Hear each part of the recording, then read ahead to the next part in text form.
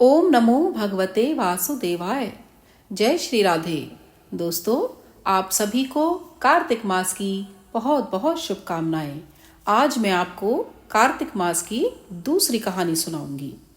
दोस्तों, एक समय की बात है कि किसी नगर में एक बूढ़ा व्यक्ति रहता था और उसकी 7 बहुएं थीं।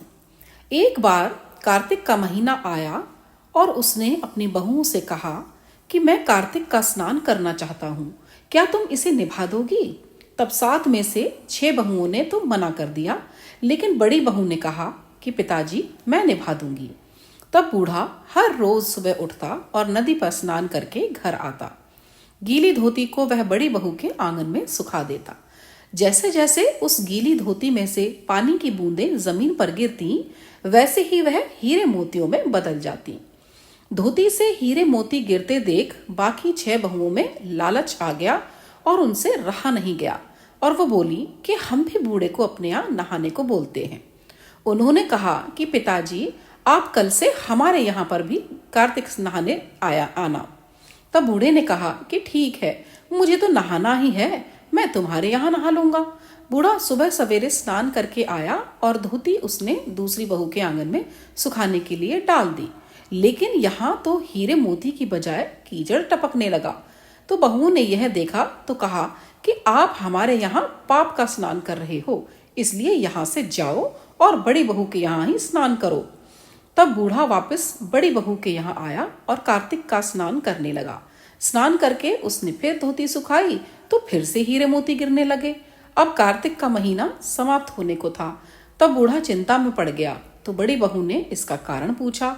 उसने कहा कि बहू, कार्तिक स्नान तो समाप्त होने को है और मेरा मन है कि मैं सारे परिवार को एक दिन खाने का न्योता दूं। तो बड़ी बहू ने कहा कि पिताजी, इसमें चिंता की क्या बात है, आप सभी को बुला लें, मैं खाना बना दूंगी। तब बूढ़े ने सभी को निमंत्रण दे दिया, मगर उन 6 बहुओं ने कहा कि जब तक ये बड़ी बहू रहेगी हम खाने पर नहीं आएंगे। तब बूढ़ा फिर से चिंता में पड़ गया कि ऐसे भला कैसे होगा। तब उसे चिंता में देखकर बड़ी बहू ने पूछा कि पिताजी, अब आपको क्या चिंता है? तब बूढ़े ने बाकी 6 बहुओं वाली बात बड़ी बहू को बता दी, जिसे सुनकर वह बोली कि पिताजी, ठीक है, कोई बात नहीं, मैं खाना बनाकर रख जाऊंगी। और उसने वैसा ही किया। खाना बनाकर रख दिया और अपने लिए 4 रोटी लेकर खेत पर चली गई। इधर 6 बहुओं ने खाना खा लिया, लेकिन जाने से पहले बाकी बचे खाने में कंकड़ पत्थर डाल गई कि जब बड़ी बहू आएगी तो उसे परेशानी होगी। इधर खेत में बैठकर बड़ी बहू कहने लगी कि राम जी की चिड़िया, राम जी का खेत, चुगलो चिड़िया भर भर पेट। मेरे ससुरे ने घर में जगह दी है और मैंने खेत में। चिड़िया को बाजरा डालकर वह घर आ गई।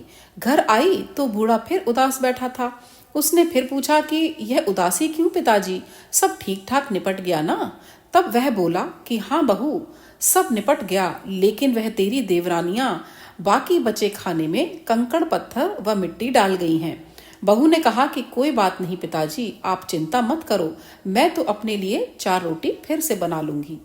बहू बूढ़े से बात कर घर के भीतर जाकर खाने को देखती है तो क्या देखती है कि जिस खाने में वह बहुएं कंकड़ पत्थर डाल कर गई थीं, वह हीरे मोती में बदल गए हैं।